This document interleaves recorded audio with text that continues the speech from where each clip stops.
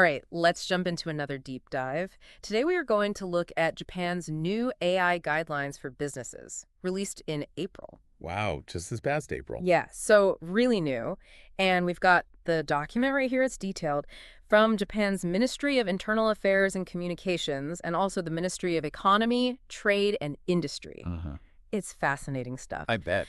So really, this deep dive is your express lane to understanding how Japan is approaching, this whole question of responsible AI in business, especially now with all the excitement around generative AI. Yeah, and maybe some anxieties too. Oh, for sure, totally.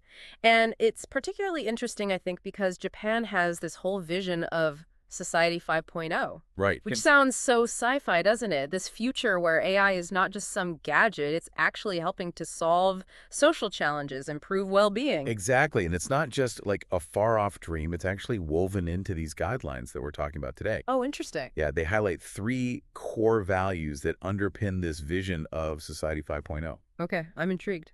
Dignity, diversity and inclusion, and sustainability. So dignity in an AI-powered world, I mean, what does that actually mean? Well, just imagine a world where AI is making more and more decisions for us. Right. Right? Right. This idea of dignity is all about ensuring that we don't become, overly reliant on AI or let it kind of take over and control our lives. Like, think about those autopilot features in cars. Right. Helpful tools, definitely. Yeah. But you wouldn't want to just completely hand over control, would you? No, absolutely not. These guidelines are emphasizing that AI should be enhancing our capabilities, not replacing our own decision-making or turning us into passive observers. So it's like AI should be the co-pilot, not the one in the driver's seat. Exactly. I like that. Now, moving on to diversity and inclusion. Okay. In this context, the guidelines are really focused on using AI to build a society where everyone can thrive, regardless of their background. But that kind of assumes that the AI itself is built fairly from the get-go. Right. And we hear so much about bias creeping into AI systems because of the data they're trained on, right? So how do the guidelines address that? Yeah, that's a very critical point. And the guidelines they're very clear about this. Fairness is really paramount. Okay. They really stress the need for constantly monitoring for bias, human oversight in decision-making, and just kind of ongoing adjustments to make sure these systems aren't perpetuating inequalities. Right, or creating new ones, Exactly. like guardrails on a bowling lane. Oh, I love that analogy. You got to keep things rolling in the right direction. Yeah. Exactly. And then we have sustainability. This is another big one. Okay. Japan sees AI as playing a huge role in tackling all these major challenges. Climate change, resource management.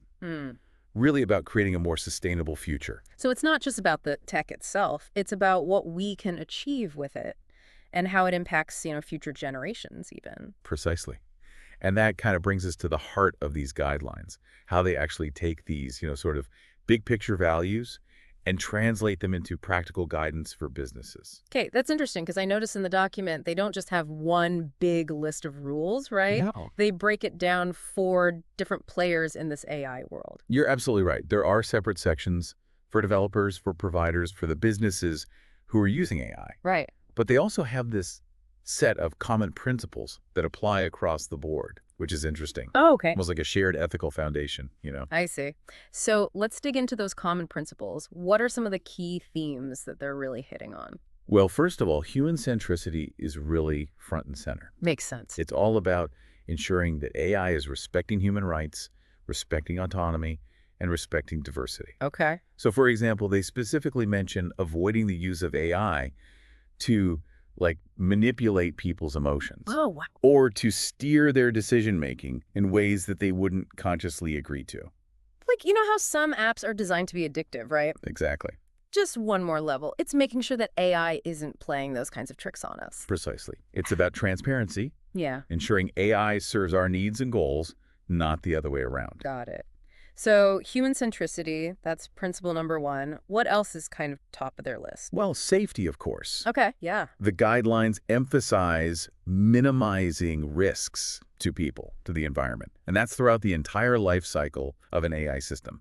So from development to how it's actually used in practice. Well, I mean, you would think that goes without saying, but I guess with powerful new technologies, it's good to have those safeguards explicitly stated. Absolutely. Yeah. They're really big on risk analysis, on controllability, having mechanisms in place to intervene if things go wrong. Right. It's not just hoping for the best. Yeah. Yeah. It's about anticipating potential problems, building in layers of protection.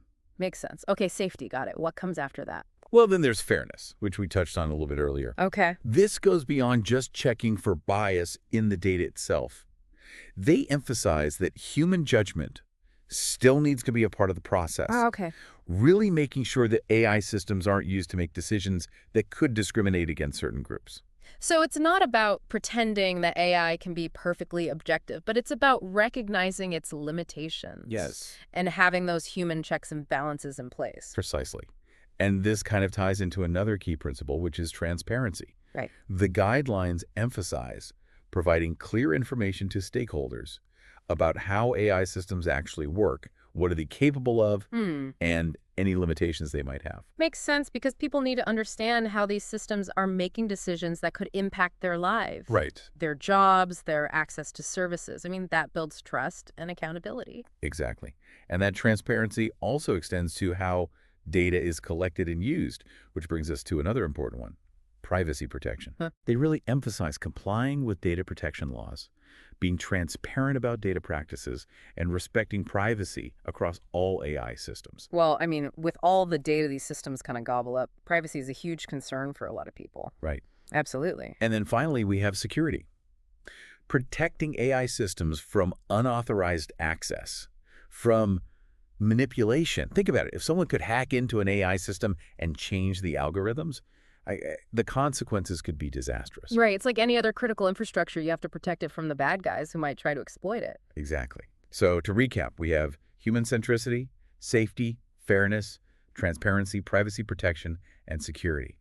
These are really the core principles underpinning Japan's whole approach to responsible AI in business. I'm so fascinated by how they've woven all these ethical considerations with practical guidance. Right. But I'm especially curious about how these principles apply to the really cutting edge stuff, like, generative AI and these advanced AI systems that are pushing the boundaries. Well, that's where things get even more interesting. Okay. And that's exactly what we'll be diving into next.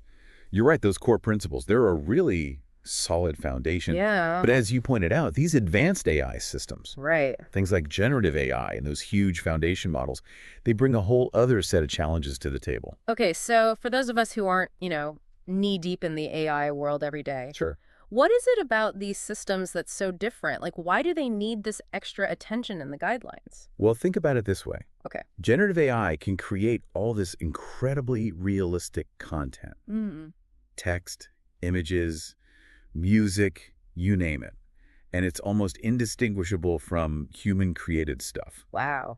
And it's these foundation models, these massive AI systems, trained on just mountains of data that are the engines behind all of that. So on one hand, it's like having this super-powered creative assistant. Yeah. But on the other hand, Right. I can definitely see where things could get a little tricky. For sure. So what kind of risks are we talking about here? Well, imagine someone using generative AI to create like fake news articles, deep fakes, that are so convincing they fool everyone. Oh, wow. I mean, it could influence elections, manipulate public opinion, sow distrust. It's a whole new level of disinformation that we haven't really had to deal with before. Yeah, it's kind of unsettling to think about. Yeah. And it's not just about fake news, right? No, not at all. Like, if AI can generate original content, couldn't it be used to copy someone else's work, like music or artwork, without permission? What about, intellectual property theft? Exactly. You're hitting on another major concern. Yeah. And the guidelines actually delve into that, how to protect intellectual property in this whole new landscape. Okay. They call for really robust security measures, to prevent unauthorized access to these systems. And they even talk about things like watermarking AI-generated content. Oh, interesting. So you can tell it apart from human-created work. So it's like a digital signature that says made by AI? Yeah, kind of like that. Okay, so with all these potential risks, how do the guidelines suggest we actually tackle these new challenges? What are some of the concrete recommendations for, working with advanced AI? Well, they really double down on the need for rigorous risk assessment. Okay. Throughout the entire AI lifecycle, from design to deployment and beyond, they're advocating for methods like red teaming. Hold on, red teaming. Yeah. It's like ethical hacking for AI. Okay, I need you to break that down for me. All right, imagine you have this team of cybersecurity experts. Okay. And their whole job is to try to find weaknesses in the system and exploit them. Oh, interesting. That's red teaming. Okay. They're essentially playing the role of a potential attacker to help identify and fix any vulnerabilities before the bad guys can get to them. So it's like a proactive defense strategy. Yeah. You're not just building walls, you're actively testing their strength and, patching any holes before someone can break in. That's a great way to put it. Makes sense. And it's especially crucial for these advanced AI systems, where the potential consequences of an attack or misuse could be so much greater. Right. Right. The guidelines also push for a lot more transparency and information sharing Okay. when it comes to these powerful systems. Developers are encouraged to publicly report on the capabilities and limitations of their AI, Interesting. and even to share information about vulnerabilities with other organizations. But aren't companies usually super secretive about their tech, especially when it's something this cutting edge? It's definitely a shift in mindset. Yeah. But the guidelines argue that this kind of openness is essential for building trust Okay. and really ensuring responsible development. It's recognizing that we have this collective responsibility when we're dealing with technology that's powerful. Right. And they don't stop there. Okay. They also highlight the need to stay vigilant even after an AI system is deployed, I see. to keep identifying and mitigating vulnerabilities and addressing potential misuse as it comes up. So it's not a set it and forget it kind of approach. Not at all. You need to continuously monitor, adapt, be prepared to respond to new threats as they emerge. Exactly. It's about being proactive, anticipating problems, and fostering this culture of continuous improvement. Okay, all of this sounds great in theory, Sure. but how does it actually get put into practice? Like, who's responsible for making sure these principles are being followed?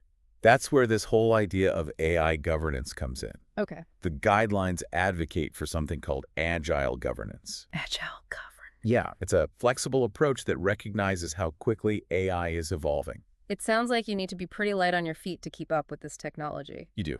So what does agile governance actually look like? Well, it's multifaceted. Okay. First, organizations need to be constantly analyzing the AI landscape, looking at the risks posed by these systems and how those risks might be changing over time. Then it's about setting clear goals for AI governance that are aligned with the company's overall mission and values. So it's like having a roadmap, but you're willing to adjust it as you go. Exactly. Yeah. Then you need to design and implement systems for managing AI development and use within the organization. It could be things like ethical review boards, internal audits, training programs for employees.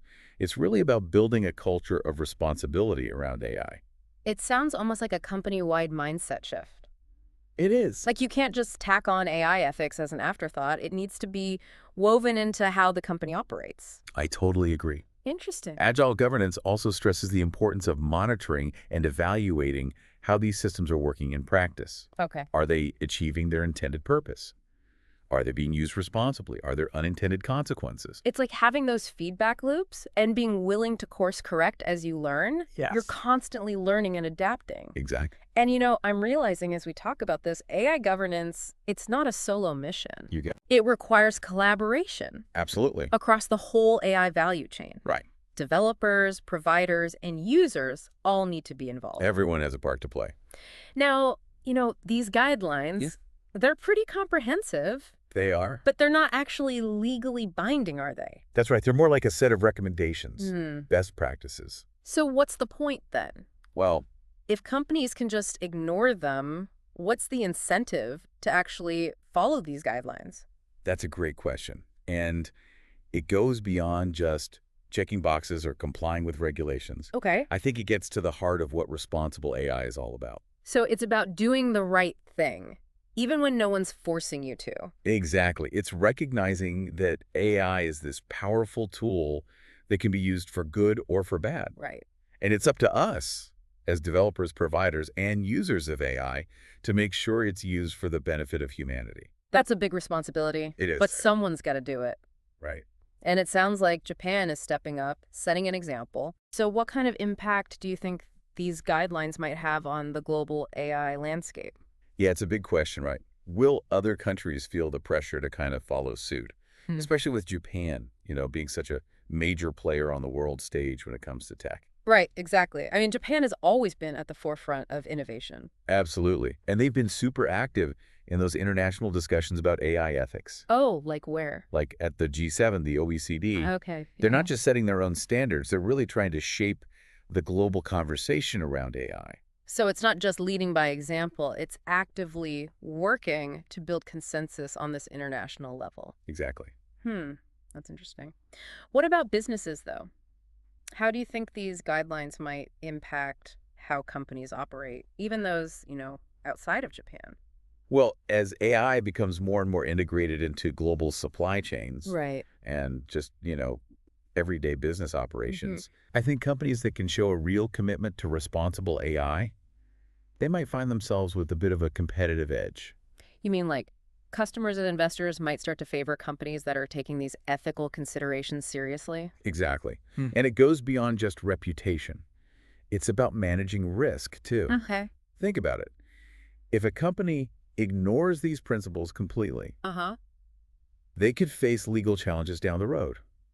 Or security breaches, damage to their brand if their AI systems are found to be, discriminatory or harmful in some way. Right, so it's not just the right thing to do, it's actually good business. That makes sense, yeah. Like being ethical is becoming a KPI. Yeah, kind of. And it's not just these big corporations that need to pay attention. Oh, interesting. These guidelines are relevant for businesses of all sizes, Okay. even startups who are, just starting to explore AI. Right, because at the end of the day, if you're building or using AI, you need to be thinking about these issues. Absolutely. It's about creating a culture of responsibility from day one. Yeah, I like that. A culture of responsibility. And it's not just companies either, is it? No, it's not. It sounds like individuals have a role to play in shaping the future of AI, too. We do. What do you mean by that? Like, how can individuals make a difference in all of this? Well, for one thing, we can educate ourselves about AI.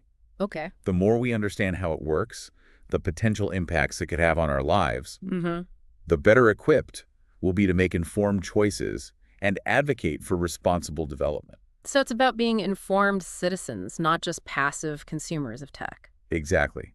We can also demand more transparency from the companies we interact with. Oh, interesting. Ask questions, How are you using AI? What steps are you taking to make sure it's being used ethically? Yeah. How are you protecting my privacy? Right. And of course, we can support companies that are aligned with our own values. Absolutely. I mean, if we really care about responsible AI, Yeah. we can vote with our wallets, with our voices. You got it. At the end of the day, the future of AI, it's something we all have a hand in creating. Yeah. And the more we engage in these conversations, the better the chances are that we can steer AI in a direction that benefits humanity. Well, this deep dive has definitely given me a lot to think about. It's inspiring to see that Japan is, taking this proactive and really thoughtful approach to AI. It is, yeah. And I'm excited, I guess, to see how their leadership might influence the rest of the world. Yeah, it's a conversation that's really just getting started. And as AI continues to advance, I think we all have to commit to this ongoing learning and adaptation. It feels exciting and daunting at the same time, but I feel like this deep dive has given me, better tools, better understanding to navigate all of this. I'm so glad to hear that. Remember, knowledge is power. Absolutely. And the more we understand about AI, the better we can make sure it's used for good. Couldn't agree more. Well, thanks for joining us on this deep dive into Japan's new AI guidelines. My pleasure. Until next time, keep exploring, keep asking questions, and keep diving deep.